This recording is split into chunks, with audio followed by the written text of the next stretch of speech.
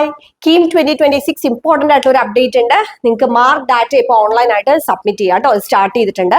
So official വെബ്സൈറ്റിൽ പോവുക. Login ചെയ്തതിന് ശേഷം നിങ്ങളുടെ മാത്സ്, ഫിസിക്സ്, കെമിസ്ട്രി +2ന്റെ മാർക്ക്, അതായത് സെക്കൻഡ് ഇയറിന്റെ മാർക്കാണ് നിങ്ങൾ അപ്ലോഡ് ചെയ്യേണ്ടത്. അപ്പോൾ അതിനകത്ത് നമ്മൾ കാൻഡിഡേറ്റ് പോർട്ടലിൽ പോയിട്ട് ആപ്ലിക്കേഷൻ നമ്പറും പാസ്വേഡും കൊടുക്കുക. മാർക്ക് സബ്മിഷൻ ഫോർ എഞ്ചിനീയറിംഗ് എന്നുള്ള മെനു ക്ലിക്ക് ചെയ്യുക.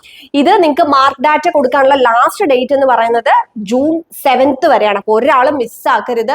കാര്യം നിങ്ങൾ എൻട്രൻസ് എക്സാം എഴുതി ഈ ഒരു മാർക്കും കൂടെ നിങ്ങൾ എൻ്റർ ചെയ്തെങ്കിൽ മാത്രമേ നിങ്ങൾ റാങ്ക് ലിസ്റ്റിൽ വരുള്ളൂ. അപ്പോൾ ആ ഒരു കാര്യം പ്രത്യേകം ശ്രദ്ധിക്കുക. അത് ഇപ്പോൾ നമ്മൾ എൻ്റർ ചെയ്യുന്ന +2ന്റെ മാർക്കും കൂടെ ബേസ് ചെയ്തിട്ടാണ് റാങ്ക് ലിസ്റ്റ് പബ്ലിഷ് ചെയ്യുന്നത്.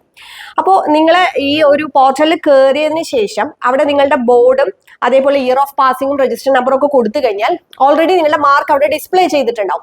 അത് നിങ്ങൾ ചെക്ക് ചെയ്യണം. അത് ചെക്ക് ചെയ്തിട്ട് കറക്റ്റ് ആണെന്നുണ്ടെങ്കിൽ നിങ്ങൾക്ക് അത് സബ്മിറ്റ് ചെയ്യാം. അത് നിങ്ങളുടെ ഒറിജിനൽ മാർക്ക് ലിസ്റ്റുമായിട്ട് അല്ലെങ്കിൽ നിങ്ങളുടെ മാർക്കുമായിട്ട് എന്തെങ്കിലും ചേഞ്ച് ഉണ്ടെങ്കിൽ അവിടെ നിങ്ങൾക്ക് അത് ചേഞ്ച് ചെയ്യാനുള്ള ഓപ്ഷൻ ഉണ്ട്, എഡിറ്റ് ചെയ്യാനുള്ള ഓപ്ഷൻ ഉണ്ട്. അത് എഡിറ്റ് ചെയ്യാം.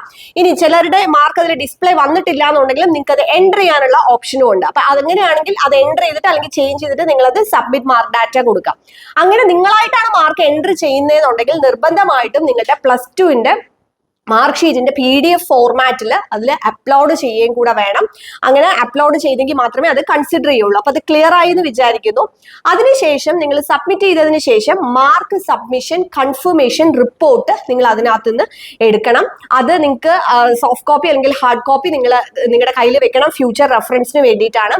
അപ്പോൾ നിങ്ങൾ ഇതിനകത്ത് ആർക്കെങ്കിലും ഈ മാർക്ക് ചേഞ്ച് ചെയ്യുകയോ അല്ലെങ്കിൽ നിങ്ങളായിട്ട് എൻ്റർ ചെയ്യുകയോ ചെയ്തവരാണെന്നുണ്ടെങ്കിൽ മാർക്ക് ഷീറ്റിന്റെ PDF അപ്ലോഡ് ചെയ്തെങ്കിൽ മാത്രമേ നിങ്ങൾക്ക് മാർക്ക് സബ്മിഷൻ കൺഫർമേഷൻ റിപ്പോർട്ട് കിട്ടുള്ളൂ. ഓക്കെ, അപ്പോൾ സബ്മിറ്റ് മാർക്ക് ഡാറ്റ കൊടുത്തതിന് ശേഷം മാർക്ക് സബ്മിഷൻ കൺഫർമേഷൻ റിപ്പോർട്ട് എടുത്തു എന്നുള്ള കാര്യം ഉറപ്പ് വരുത്തുക. അപ്പൊ മറക്കരുത്, ജൂൺ 7th വരെ മാത്രമാണ് നമുക്ക് ടൈം ഉള്ളത്. ഈ ഒരു +2ന്റെ മാർക്ക് എൻ്റർ ചെയ്തെങ്കിൽ മാത്രമേ നമ്മൾ റാങ്ക് ലിസ്റ്റിന് പരിഗണിക്കുകയുള്ളൂ.